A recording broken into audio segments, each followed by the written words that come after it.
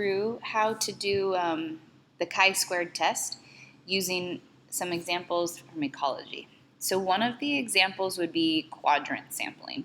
So quadrant sampling is a technique like this, where you lay down a grid and you count how many of a species is present or absent. So for example, here it says don't count this one because it's mostly out, and count this one because it's mostly in. They can be done evenly spaced, randomly spaced, or zoned, like in a cluster, like these ones are. So you see they have multiple clusters of squares inside them. This is usually meant for plants that are sedentary or animals that don't move very much. Okay?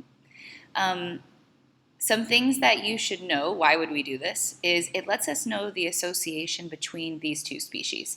So do they have a positive association? This would be something like a predator-prey relationship or one of the three symbiotic relationships. Or do they have a negative association? This could mean that they're in competition with each other. So like the competitive exclusion principle, where they're fighting for a resource because they live in the same habitat and the same niche. Or is it resource partitioning, where they might be in the same space but at different times of day? Like they use it at different times of day, so they're sharing the resources in that area. Or you might find that there's no association, which would mean that their distribution will be independent from one another. So we can use the chi-square to look at these three types of associations. So what I want to show you is, if you come down here, it explains the chi-square test, which we've already done before, so read through that. But I wanted to go through this example with you a little bit more clearly. So what they have you do is you would set up a table like this based off of how many organisms were present or absent in the square. So here you can see they did a total of 50 quadrants. So that's what this total represents. So you see here they had 50 quadrants on a rocky seashore. Then this was the following distribution pattern. So this is one species, the queen scallop, and here's another species, the king scallop. So here, this number, 6, would mean there were 6 quadrants where both these species were present. This would mean that there were 15 quadrants where this species was absent, the queen scallop, and the king scallop was present. So you want to look at where they're lined up. Okay, so these numbers represent how many quadrants they were either absent in the queen scallop, and then for the king scallop they were present. Okay, so then you total it up. So that's the first step. Then you have to identify your hypothesis, which the null hypothesis, remember, is what you kind of expect. So there is no significant difference between the distribution of these two species, meaning it's random. The alternative hypothesis is there is a significant difference between the distribution of species, which means the species are associated. It doesn't tell you if it's negative or positive, it just means it's one or the other at this point. Then you have to figure out the expected distribution. Okay, this isn't like the M&M activity where it told you exactly how many percents of each color there would be. You have to calculate it yourself, and there's a formula to figure out the expected frequency. So here you can see you have to take the row total. So this would be a row, right? So 21 times the column total. This would be the column total, 26. You can see they're doing it for you right here. 21 times 26 divided by the total. So here's the total here. So divided by the total. And this is the number they got. So this would be your expected result, and this would be your observed result.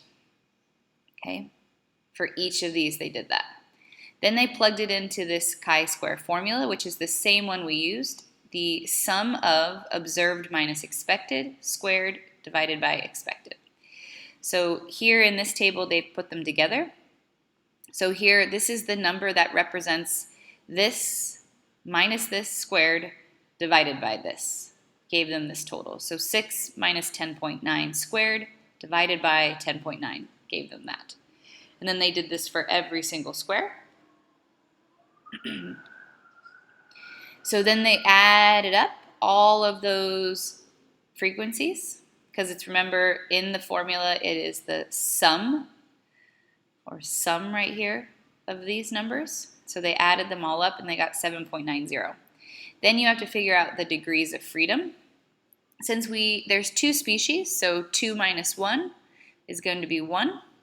So the degrees of freedom is 1. You would use the 1 column on the degrees of freedom column, and this number is obviously bigger than 7.05. It's off the chart. But what's important is here, right? If it's less than 0.05% probability, so anything here this way, we would reject the null hypothesis. So we're going to reject the null hypothesis, and that's what's happening here. So it says the alternative hypothesis is correct, so there is a significant difference between the observed and expected frequencies. Because the two species do not tend to be present in the same area, so if we actually are finding them in the same area and they aren't normally, we would assume it's a negative association. So you'd have to do a little research on these species and figure out what environments they're usually found in to know if it's a negative association. So they're probably competing. Maybe a resource has decreased and so another species has come into a native species area and they're maybe doing the competitive, coming back up to the top here, they're doing the, right here, they're doing competitive exclusion. So one species would eventually die off. Okay, so that was me explaining that to you. What I want you to do now is I want you to try this problem without looking, okay? But once you click on this, it's going to give you the answer. But please try on your own first.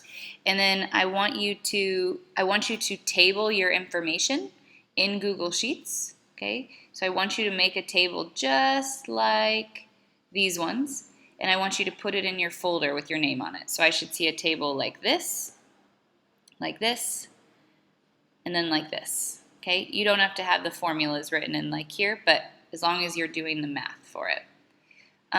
There is a formula in Google Sheets for chi-square. If you hit equals chi-square, let's see if I can just open that for you really fast.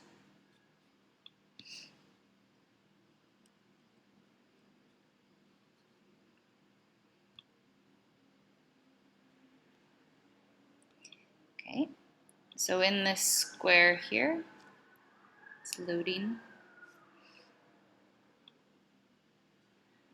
Okay, I go equals,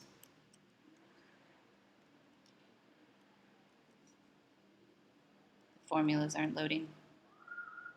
Okay, never mind that for now. What I want you to do